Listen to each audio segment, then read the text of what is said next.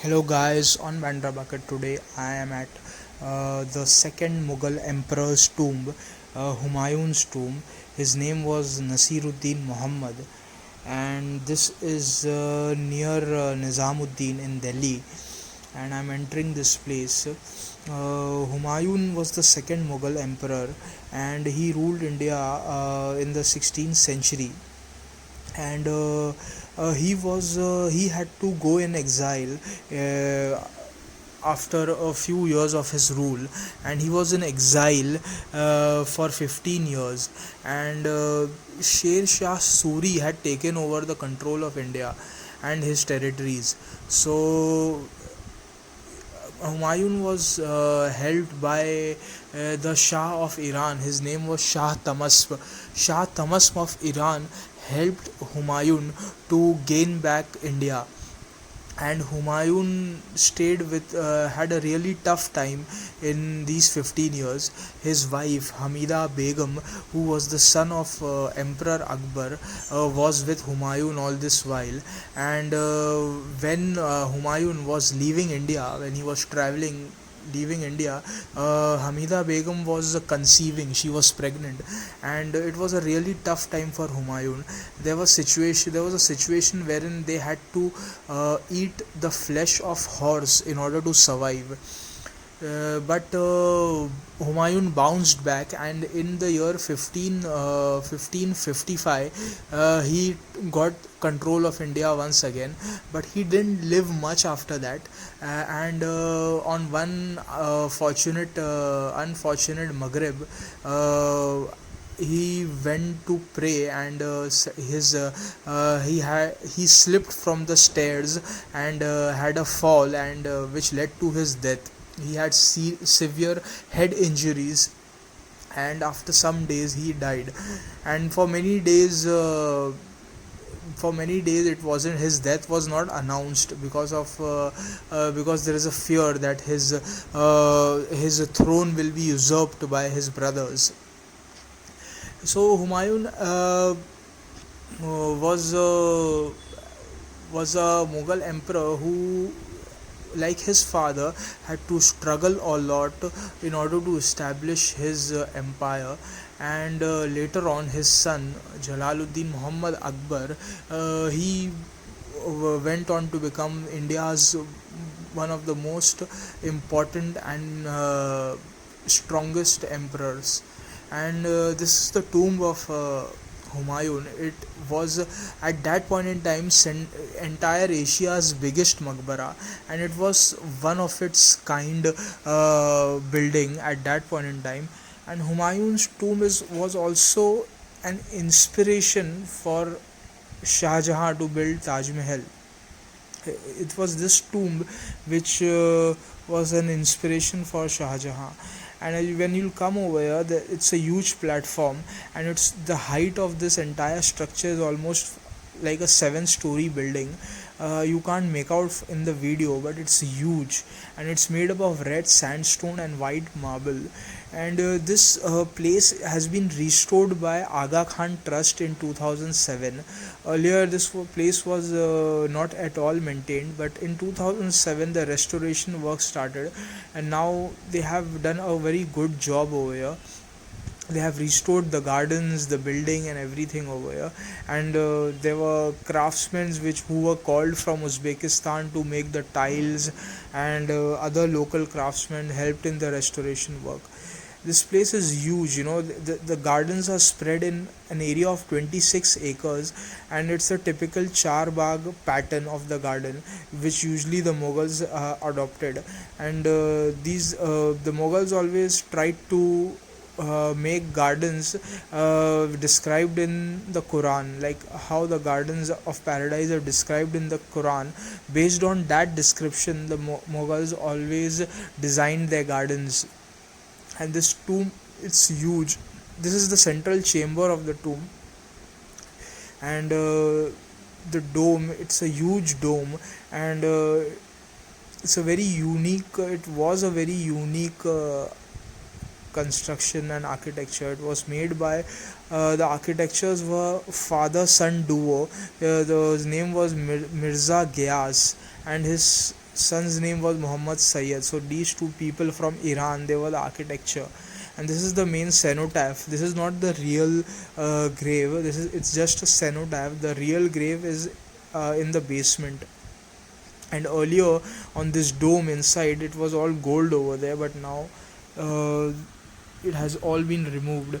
And at this tomb itself, has witnessed the end of the Mughal empire, because Bahadur Shah Zafar was arrested over here by Watson, the English officer who arrested Bahadur Shah Zafar and sent him to exile to Burma. And Bahadur Shah Zafar's son were shot dead. And this tomb has witnessed the end of the Mughal Empire.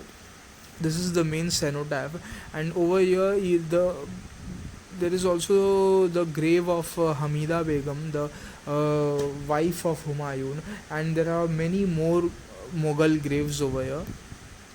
This is the Arab Ki Sarai gateway. Actually, in this sarai, the all the craftsmen from Persia used to stay over here, and they lived over here and they worked over here for the construction. There are stories that this tomb was made by Hamida Begum, but there is also a theory that says that Akbar started the construction of this tomb.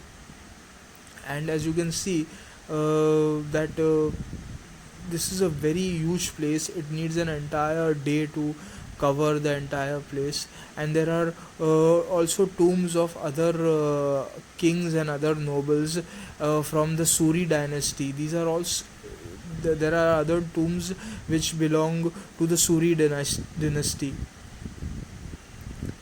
Like there is a tomb of Isa Khan over here, who was a noble from the Suri court, Sher Shah Suri's court. And this place over here, this is a tomb which is near the perimeter of the Humayuns tomb, and there are a few graves over here made up of marble.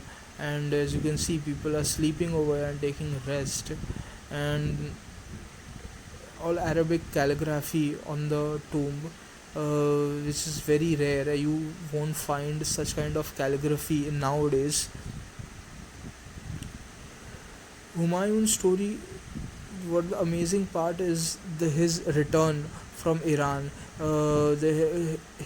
He was helped by King Tahmasp, who met met Humayun in Isfahan, a city of Iran, which was the Safavid capital.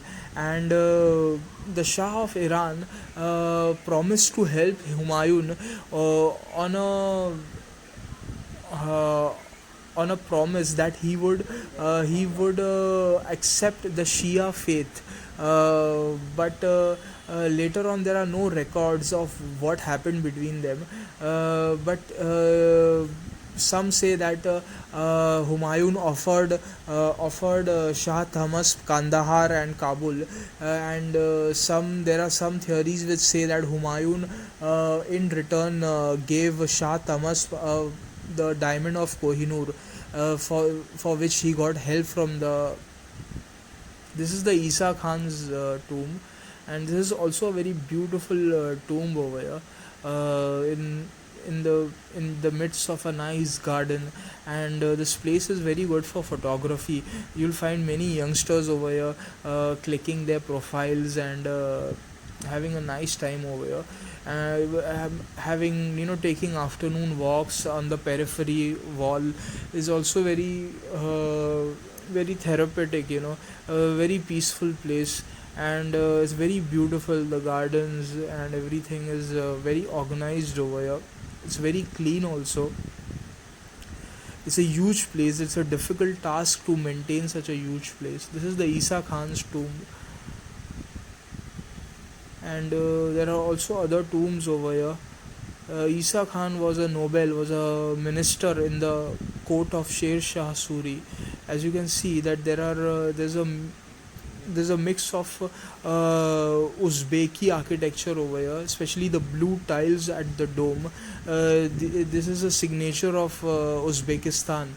uh, usually architecture in Uzbekistan, Afghanistan, you will find blue tiles. Especially in Iran, also you will find a lot of use of blue tiles, and these tiles are specially made.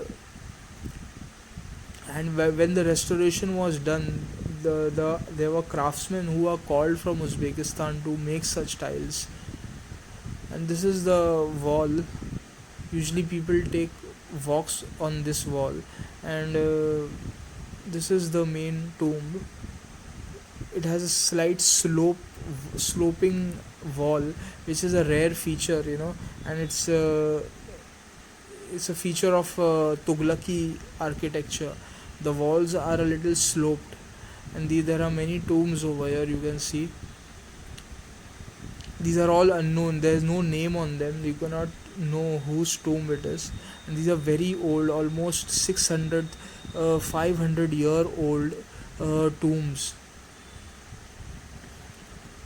I spent a lot of time over here, and I was very exhausted because this was my 11th day, and I was very tired visiting forts and tombs. And Delhi, all over Delhi, you will find tombs and a lot of history over here, especially Mughal history and Mughal architecture.